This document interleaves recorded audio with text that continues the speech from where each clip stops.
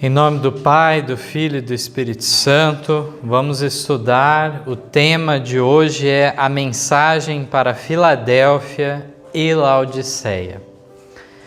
Primeiramente, antes de entrarmos na mensagem que é trazida por Jesus através de João e Apocalipse, gostaria de ler em Colossenses, capítulo 2, versos 1 a 3, que nos mostram que de fato havia, na época dos apóstolos, uma igreja na cidade de Laodiceia.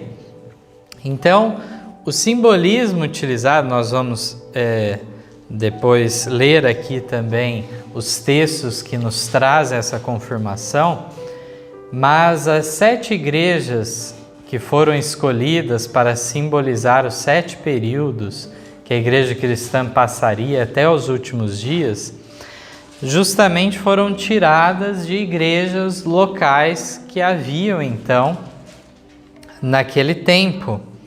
Não foram colocadas todas, havia muito mais que 7, mas foram escolhidas justamente aquelas que coadunavam a experiência deles no presente, naquele momento, com que a igreja, de modo geral, em algum momento da história, passaria por aquilo. Então aqui em Colossenses 2 diz assim: porque quero que saibais quão grande combate tenho por vós e pelos que estão em Laodiceia, e por quantos não viram meu rosto em carne, para que os seus corações sejam consolados e estejam unidos em amor e em todas as riquezas da plena certeza da inteligência para conhecimento do mistério de Deus e Pai de Cristo, e em quem estão escondidos todos os tesouros da sabedoria e do conhecimento. Então aqui a carta que Paulo envia aos de Colossos, também ele faz menção a Laodiceia, e eram 2 igrejas que ele não tinha plantado. Ele não tinha então desempenhado um papel pessoalmente nessas igrejas, foram outros os missionários lá. Mas ele manda então recomendações, orientações a eles.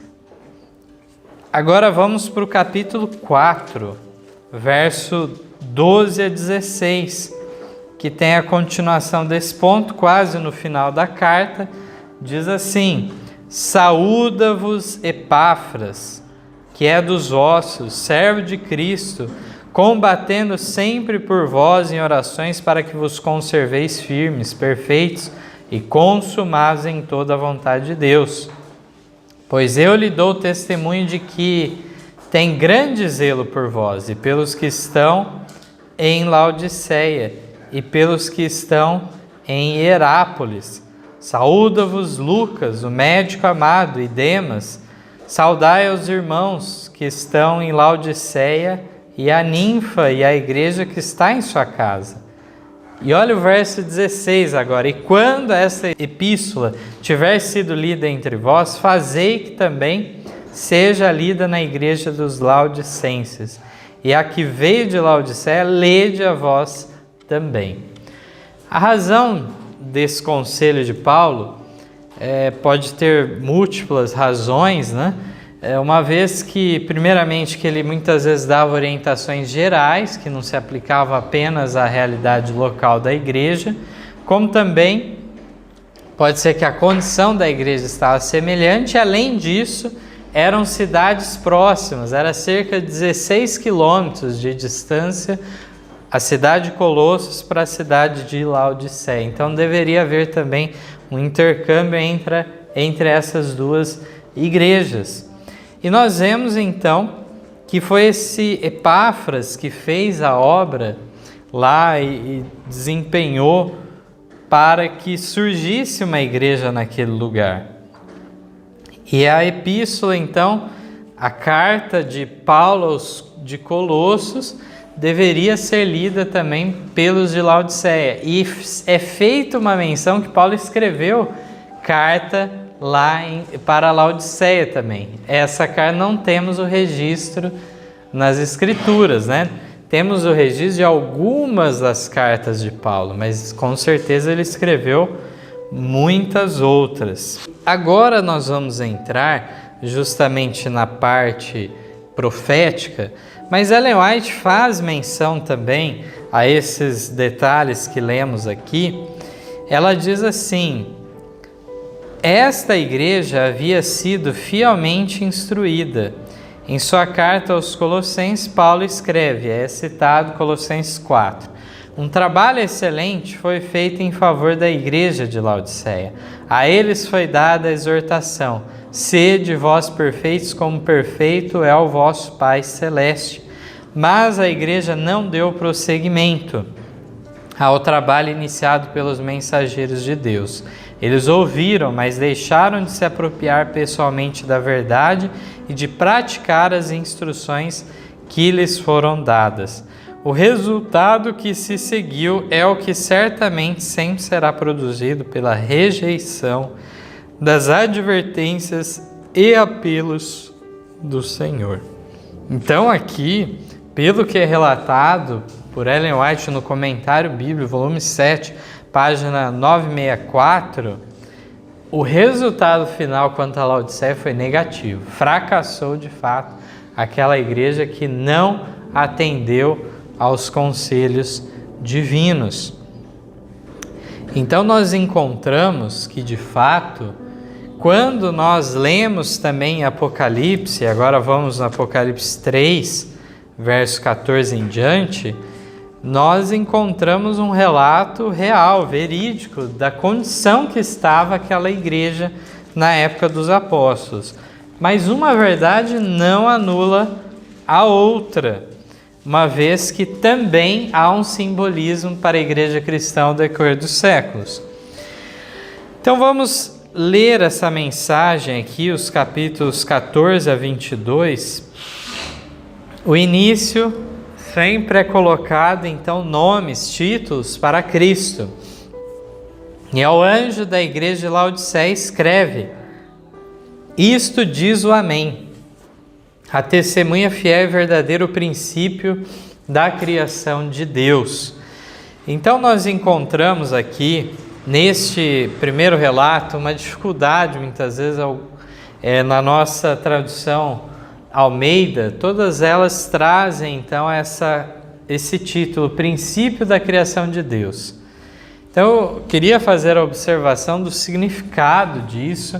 É uma tradução que acabou saindo ruim de fato, uma vez que traz essa noção como Jesus fosse a primeira criatura, o primeiro ser criado, algo do gênero, o que sabemos que depõe contra o restante das escrituras que nos falam justamente que Cristo, então, é plenamente divino.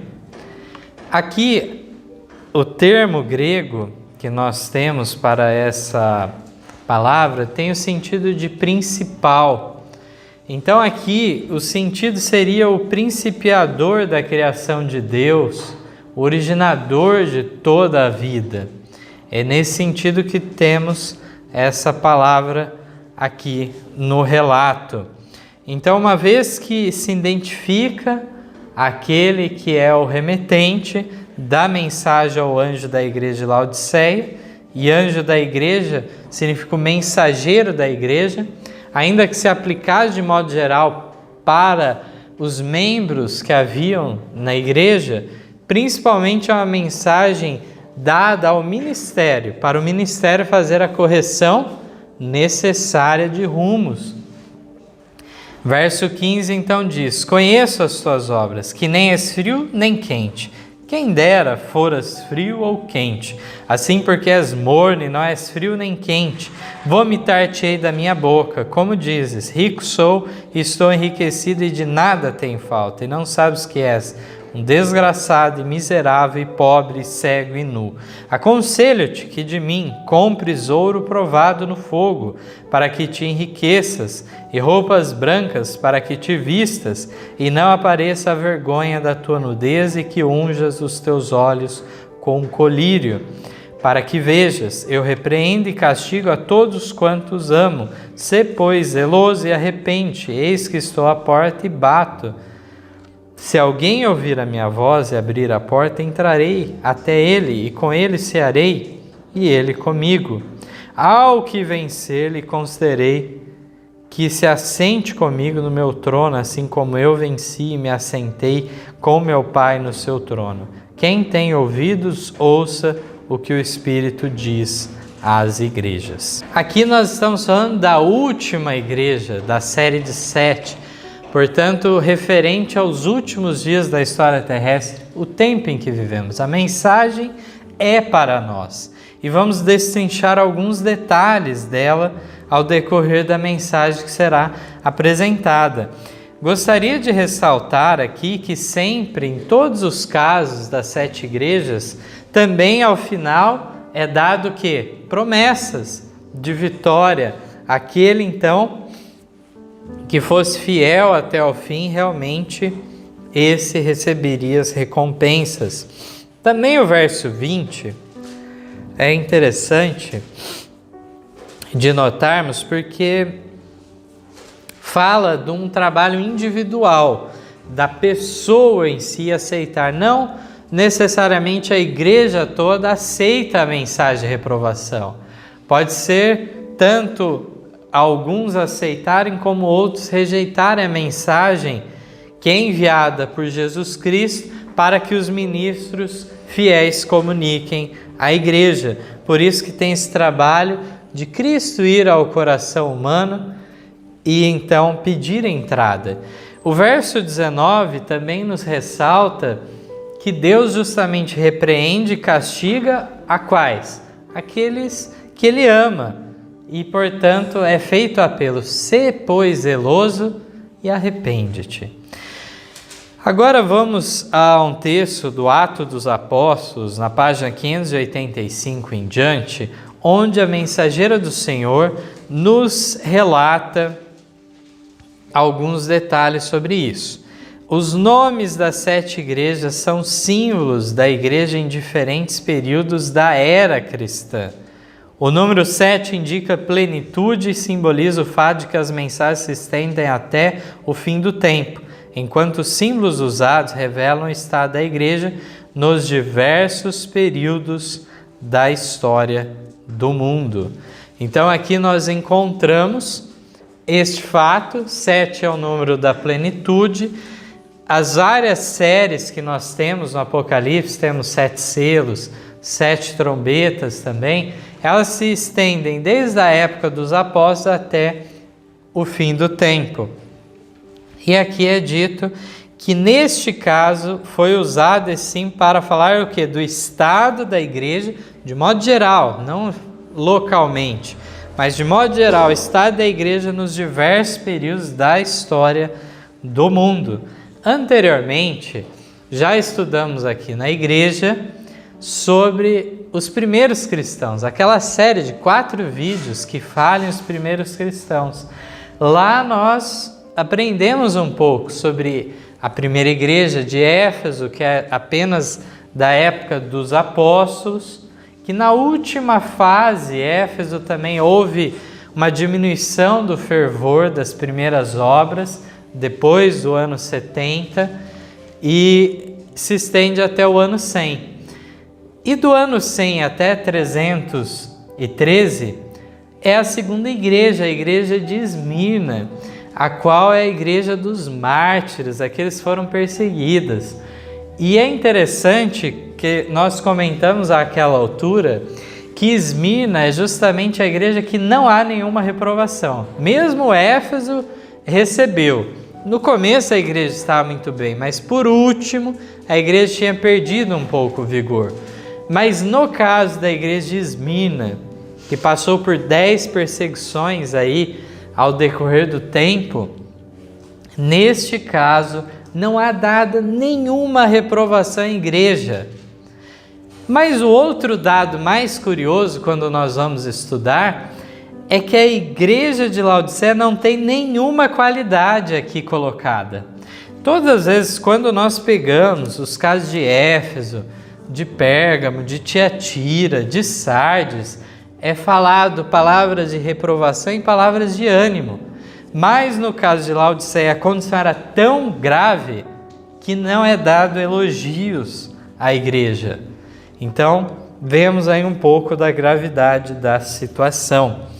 Mas aqui na continuação também, Ellen White nos fala uma outra aplicação espiritual que podemos fazer que enriquece tudo isso que nós estamos falando também. É dito de Cristo que anda no meio dos castiçais de ouro, assim é simbolizado a sua relação para com as igrejas. Ele está em constante comunicação com o seu povo, conhece seu verdadeiro estado, observa-lhe a ordem, piedade e devoção conquanto seja sumo sacerdote e mediador no santuário celestial, é apresentado andando de um para o outro lado entre as suas igrejas terrestres. Com infatigável desvelo e ininterrupta vigilância, observa para ver se a luz de qualquer de suas sentinelas está bruxuleando ou se extinguindo. Se os castiçais fossem deixados ao cuidado meramente humano, sua trêmula chama enlangueceria e morreria, mas ele é o verdadeiro vigia da casa do Senhor, o verdadeiro guarda dos átrios do templo. Seu assíduo cuidado e graça mantenedora são a fonte de vida e luz. Nós encontramos lá naquela visão que João tem na abertura do livro de Apocalipse, então 7 castiçais que trazem o quê? Luz, iluminação. E esse é o papel da igreja, ser luz ao mundo. Aqui é dito que Deus observa, Deus manda auxílio para a igreja, que se ela fosse deixada por conta própria, se extinguiria aquela luz que há nela. Agora, uma outra parte do simbolismo é explicado aqui. Cristo é representado como tendo 7 estrelas em sua mão direita. E isso nos assegura que nenhuma igreja fiel a seu encargo necessita temer o fracasso, pois nenhuma estrela que tenha a proteção do Onipotente pode ser arrebatada da mão de Cristo.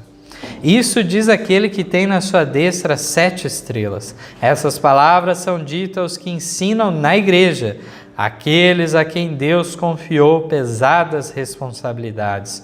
As suaves influências que devem existir na igreja têm muito que ver com os ministros de Deus, os quais devem revelar o amor de Cristo. As estrelas do céu estão sob o seu controle. Ele as ilumina com sua luz, guia-as e dirige-lhes os movimentos. Se ele não fizesse isso, tornar-se-iam estrelas caídas. Assim é com seus ministros. Eles são apenas instrumentos em suas mãos. E todo o bem que realizam é feito por meio de seu poder. Através deles deve a sua luz brilhar. O Salvador deve ser a sua eficiência. Se olharem para ele como ele olhava para o Pai, serão habilitados a fazer a sua obra. Ao fazer de Deus o seu arrimo, ele lhes dará seu resplendor para o refletirem sobre o mundo. Então lá é apresentados os anjos da igreja, as 7 estrelas, tudo representando os ministros, o ministério da igreja então encarregado de dar uma mensagem fiel. Agora, existe um outro texto também muito interessante de levarmos em consideração no Testemunhos para a Igreja, volume 6, página 77, onde Ellen White faz uma aplicação também mais geral a isso. Ela diz assim: a advertência à última igreja precisa também ser proclamada a todos os que afirmam ser cristãos. A mensagem à Laodiceia, tal qual uma espada de 2 fios bem aguçados, deve ser estendida a todas as igrejas. É nossa obra proclamar essa mensagem. Porventura estamos envidando todos os esforços para que as igrejas sejam advertidas?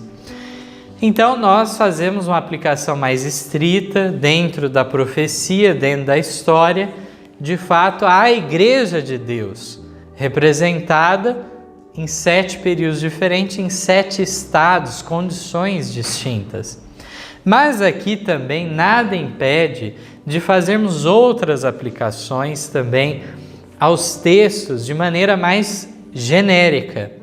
uma coisa não entra em contradição com a outra. É isso que eu gostaria de deixar bem patente nessa manhã. Assim como, não é porque chegamos à 7ª igreja hoje, que podemos achar agora que o que foi enviado para a 1ª, para a 3ª, para a 5ª, não tem valor nenhum, não tem serventia nenhuma para nós. Não, pode ser uma mensagem atual também para nós, falarmos de algo referente às demais igrejas aqui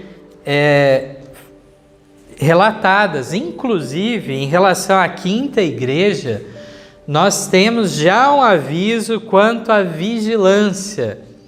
Lá para a igreja de Sardes, ainda naquele período das igrejas protestantes, representando a igreja de Deus, nós encontramos justamente em Apocalipse 3:3, falando: se não vigiares, irei a ti como um ladrão, e não saberás a que hora sobre ti virei.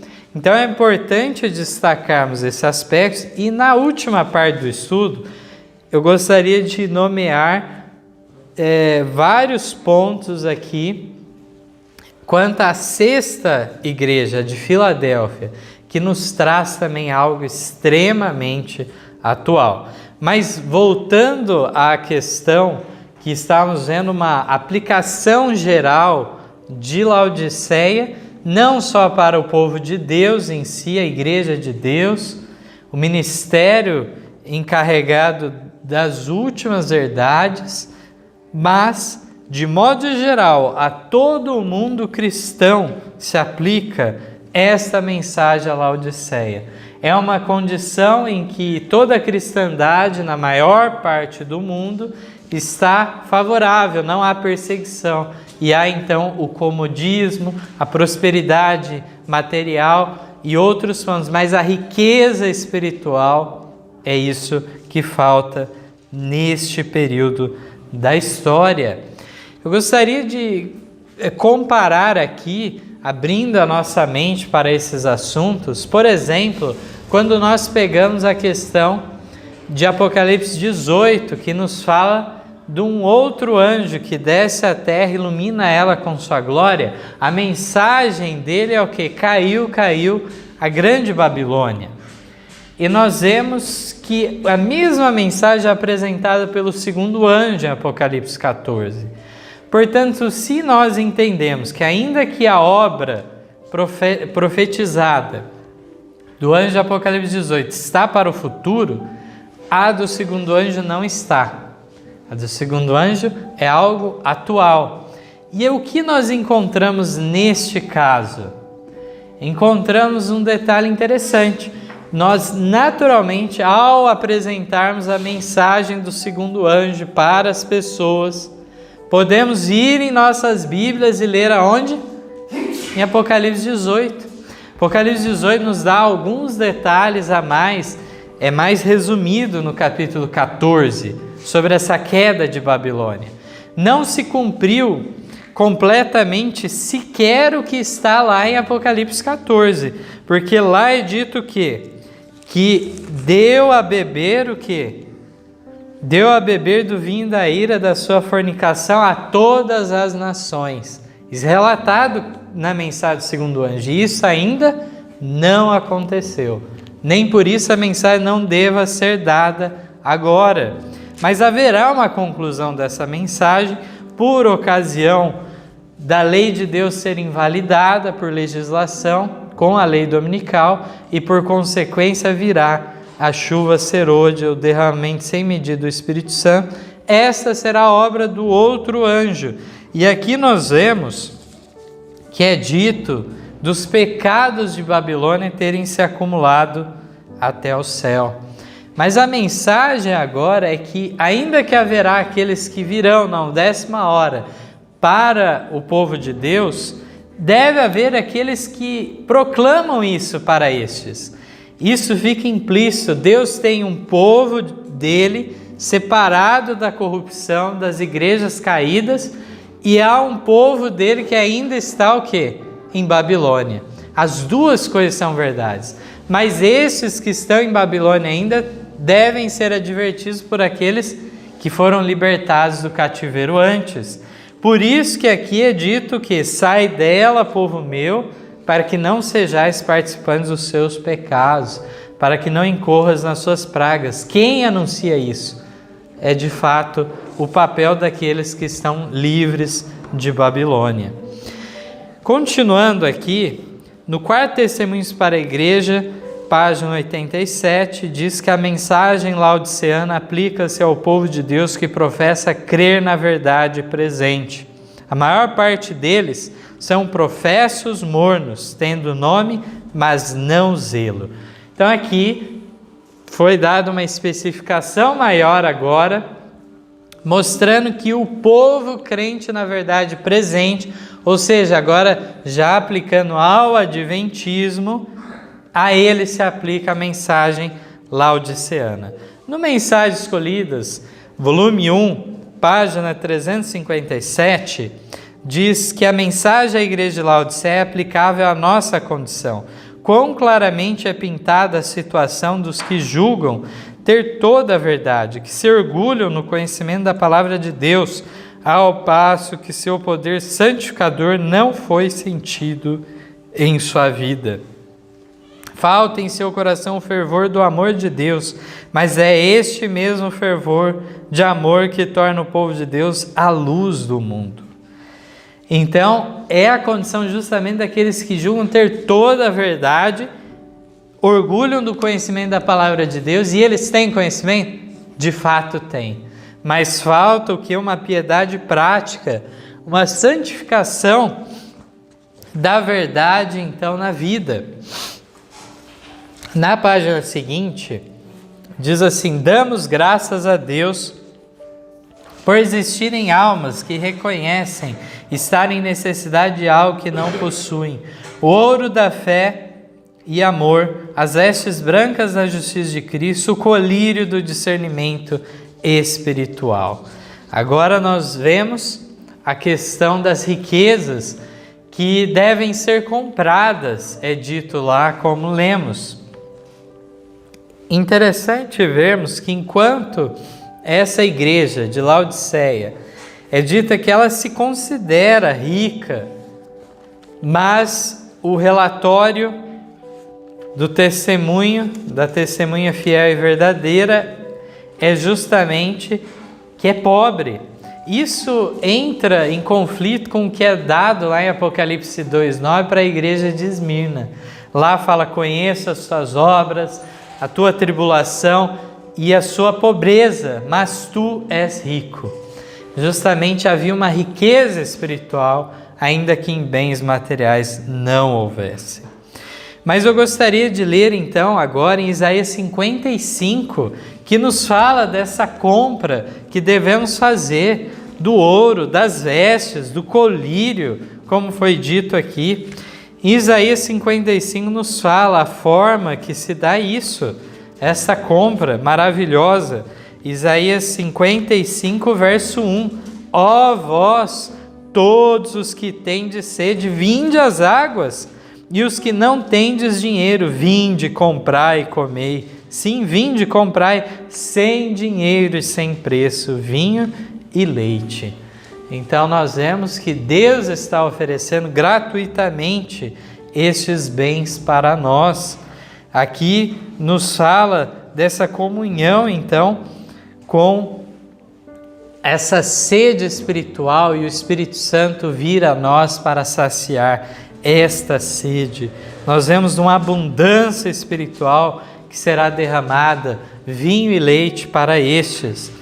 Aqui então, na continuação também desse verso, o verso 6 agora, diz ainda o belíssimo texto: buscai ao Senhor enquanto se pode achar, invocai-o enquanto está perto.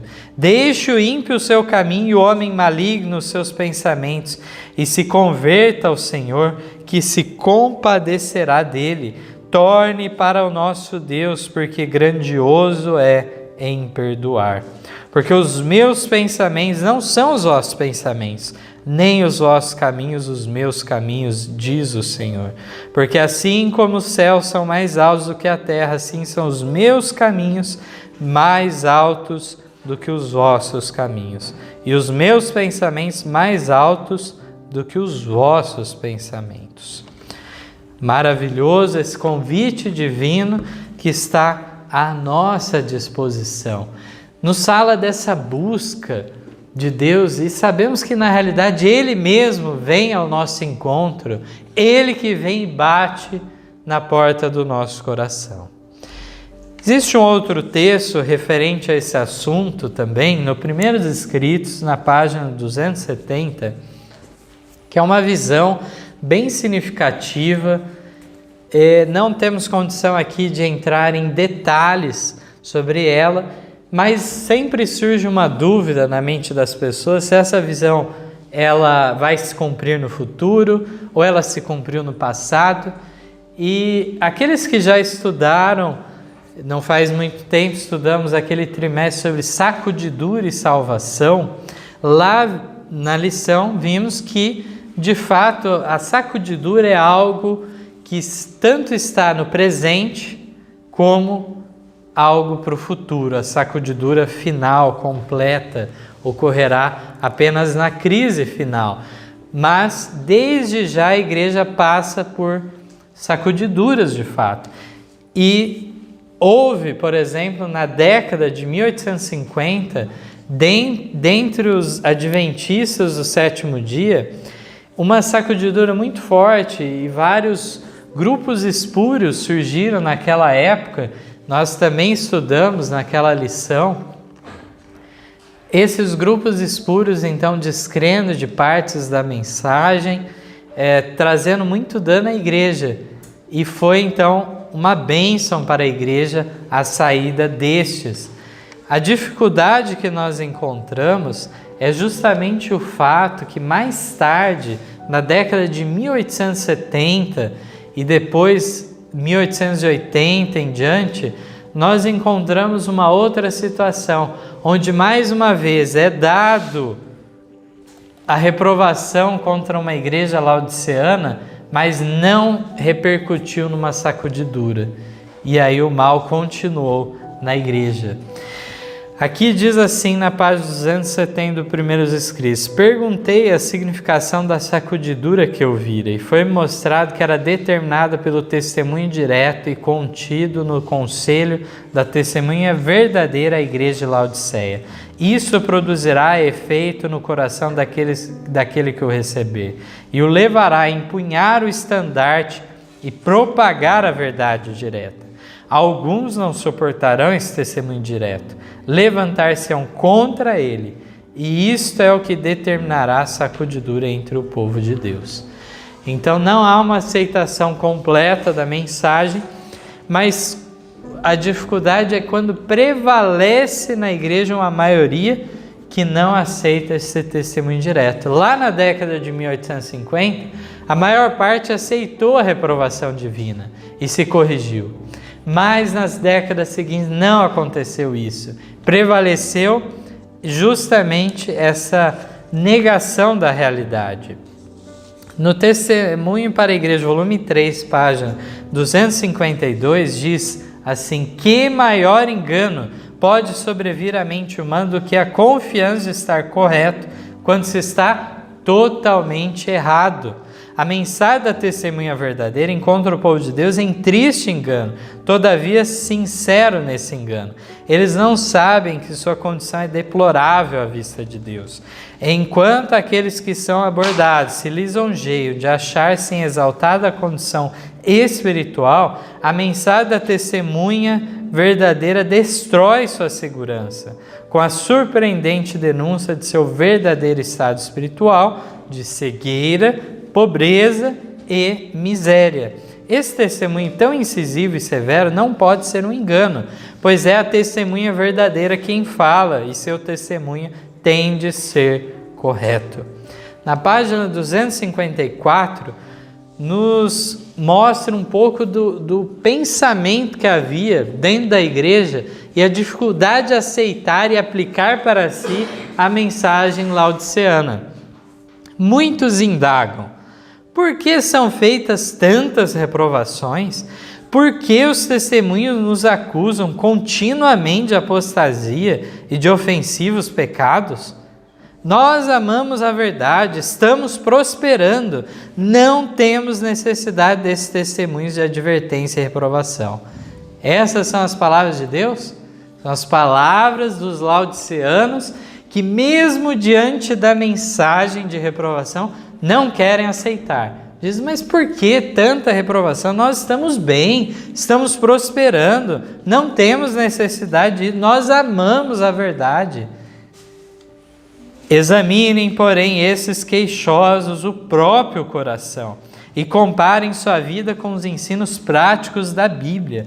Humilhem o coração diante de Deus, deixem que a graça divina lhes ilumine as trevas e as escamas lhes cairão dos olhos e compreenderão sua verdadeira pobreza e miséria espiritual. Sentirão a necessidade de comprar ouro, que é a fé e o amor puros, vestidos brancos, que é um caráter imaculado, purificado pelo sangue de seu querido Redentor, e colírio, a graça de Deus que lhes dará claro discernimento das coisas espirituais e revelará o pecado. E agora vamos aprofundar um pouco mais ainda nestes símbolos. No quarto testemunho para a igreja, na página 88, fala que o ouro aqui recomendado, como tendo sido provado no fogo, é fé e amor. São riquezas espirituais essenciais de haver em nós. Ele enriquece o coração, pois foi limpo até tornar-se puro, e quanto mais é provado, mais intenso é seu brilho. A vestidura branca é a pureza de caráter, a justiça de Cristo comunicada ao pecador. Esta é, na verdade, uma vestimenta de textura celeste, que somente pode ser comprada de Cristo por uma vida de voluntária obediência. O colírio é aquela sabedoria e graça que nos habilitam a discernir entre o mal e o bem e a detectar o pecado sob qualquer disfarce. Deus deu à sua igreja olhos aos quais requer dos crentes que unjam com sabedoria, para que vejam claramente. Muitos, porém, se pudessem, tirariam os olhos da igreja, pois não quereriam que suas ações viessem à luz, para não serem reprovados.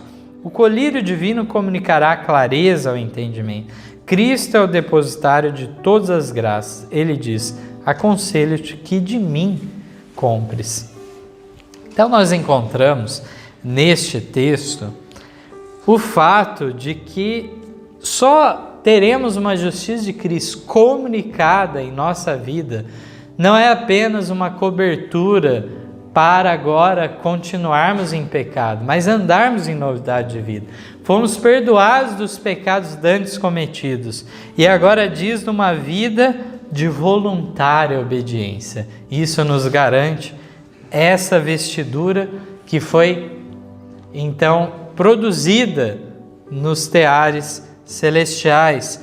Nós vemos aqui de fato o colírio, que é a sabedoria, a graça, algo que nos traz o discernimento do mal, do bem, nos discerne o pecado, por mais que ele esteja embalado de uma maneira disfarçada para não ser identificado.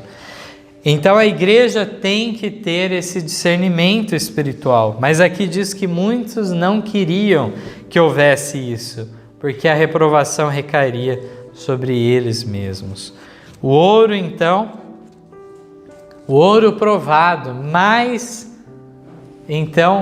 de maior valor do que o ouro mais precioso de todos. Este, então, se traduz nos atributos cristãos da fé, do amor, da esperança. Por fim, aqui nós temos o comentário bíblico, volume 7, página 965, que nos fala um pouco mais desse discernimento espiritual. Os olhos são a consciência sensível, a lâmpada interior da mente. De sua correta visão das coisas depende a saúde espiritual de toda pessoa e de todo ser. O colírio, a palavra de Deus, desperta e faz doer a consciência ao ser aplicado, pois convence de pecado. Mas a dor é necessária para que se possa seguir a cura, para que os olhos tenham unicamente em vista a glória de Deus.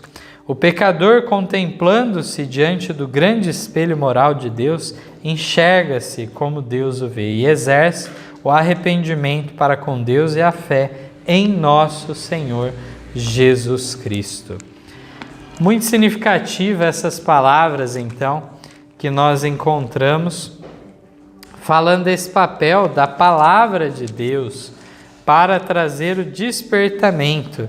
E quando se joga o colírio nos olhos, acontece um incômodo, uma ardência, mas isso é necessário para então se reconhecer pecador e haver a mudança de vida. Lá em Hebreus 4:12 é dito que porque a palavra de Deus é viva e eficaz e mais penetrante do que espada alguma de 2 gumes, e penetra até a divisão da alma e do espírito e das juntas e medulas, e é apta para discernir os pensamentos e intenções do coração. Então aqui fica muito claro, né? Apta para discernir os pensamentos e intenções do coração. A palavra de Deus viva, apresentada com o auxílio do Espírito Santo, ela deve chegar ao íntimo do ser e dessa maneira trazer a mudança que for necessária para ver a cura espiritual ser restabelecida à vista daqueles que estão cegos. E por fim, como eu havia prometido, vamos ler o que é a mensagem para Filadélfia e que recomendações haveria para nós. Vamos notar aqui em Apocalipse 3, nos versos 7 a 13, que contém a mensagem à igreja de Filadélfia, a 6ª igreja, que ela é muito atual também. Quando nós falamos de 6ª e 7ª igreja, há uma íntima conexão. Nós devemos entender o estado geral, a condição do adventismo. Aqui nós não estamos falando de denominação específica. Isso nunca foi o caso, em nenhum dos casos das 7 igrejas. Todas as 7 igrejas, então, que passaram, elas não representaram uma denominação específica. Nós encontramos, por exemplo, a igreja de Pérgamo. É o período de apostasia. Mas a igreja toda estava em apostasia? Não. Houve a necessidade, nesse período de Pérgamo, que por conta da prevalecência do mal, os fiéis se retiraram e foram para o deserto, tal como estava já profetizado. Mas nós encontramos essa mensagem englobando a todas as igrejas naquela época. Nós vamos ver depois, no caso da igreja de Tiatira, já é naquela fase da reforma protestante, de perseguição religiosa, assim como Sardes, trazendo as igrejas protestantes. E não é uma igreja específica, mas abrange aí batistas, metodistas, presbiterianos e tantos outros que poderíamos aqui colocar o nome. E agora nós chegamos numa fase de Laodiceia onde há vários grupos adventistas sabatistas e a eles se aplica a mensagem de Laodiceia. Mas aqueles que continuarem nessa condição determinada em Laodiceia se perderão. Essa é a mensagem que devemos ver aqui. Serão vomitados por Cristo. Não ficarão, não permanecerão no favor divino. Mas nós encontramos aqui ao mesmo tempo que aqueles que aceitam a recomendação para a igreja de Laodiceia, eles se coadunam justamente com o caráter apresentado em Filadélfia. Filadélfia, na história, quando nós colocamos na sequência, nós vamos ver que foi um brevíssimo tempo na história, do verão ao outono de 1844, quando o movimento advento se separa das igrejas. Lá eles manifestaram o espírito então de amor fraternal. Lá então, Ellen White escreve que foi um momento onde houve justamente a condição mais favorável, um dos movimentos mais livres de imperfeições humanas. Mas isso não devemos achar que deve ficar só limitado àqueles 3 meses. Justamente a mensagem que o nosso movimento traz, do clamor da meia-noite, nos leva a esse despertamento para retornar ao Espírito de Filadélfia, assim como no clamor, no verão de 1844, foi manifestado, agora devemos atingir isso. Assim como o espírito primitivo daqueles primeiros cristãos também deve voltar a habitar. Cristo virá resgatar uma igreja preparada para a crise final. Do contrário, não ocorrerá o seu retorno. Nós vemos que a igreja de Laodiceia, se ela não aceitar a reprovação divina, ela então fica numa condição que não pode cumprir os propósitos de Deus. A igreja que cumprirá esse propósito de haver um verdadeiro, um genuíno reavivamento e reforma é a igreja em Filadélfia representada. É os laodiceanos que aceitaram a mensagem de reprovação e deixaram Cristo entrar e cear com eles. Aqui então no verso 7 de Apocalipse 3, diz assim: e ao anjo da igreja que está em Filadélfia escreve: isso diz o que é santo, o que é verdadeiro, o que tem a chave de Davi, o que abre e ninguém fecha, e fecha e ninguém abre. Conheço as tuas obras. Eis que diante de ti pus uma porta aberta, e ninguém a pode fechar. Porque tendo pouca força, guardaste a minha palavra, e não negaste o meu nome. Então aqui nesse primeiro destaque eu gostaria de falar que é uma mensagem extremamente atual apresentada. A transição do ministério de Cristo, do santo para o santíssimo no santuário celestial. Agora ele está no santíssimo, e quando se abre a porta do santíssimo, diz que se fecha a porta do lugar santo. E assim então há ainda oportunidade nesse período, mas já é um período de julgamento. O julgamento já está no presente. E a mensagem à igreja de Filadélfia fala disso. Aqui então na continuação, verso 9: eis que eu farei os da sinagoga de Satanás, aos que se dizem judeus e não são, mas mentem, eis que eu farei que venham e adorem prostrados a teus pés, e saibam que eu te amo. Como guardaste a palavra da minha paciência, também eu te guardarei da hora da tentação, que há de vir sobre todo o mundo, para tentar os que habitam na terra. Eis que venho sem demora, guarda o que tens, para que ninguém tome a tua coroa. A quem vencer, eu farei coluna no templo do meu Deus, e dele nunca sairá. E escreverei sobre ele o nome do meu Deus e o nome da cidade do meu Deus, a nova Jerusalém que desce do céu do meu Deus, e também o meu novo nome. Quem tem ouvidos, ouça o que o Espírito diz às igrejas. Aqui ainda nos é relatado cenas finais da história terrestre. Ainda não aconteceram. Por isso que destaco que Filadélfia tem que ser atual, não pode se limitar lá apenas a 1844.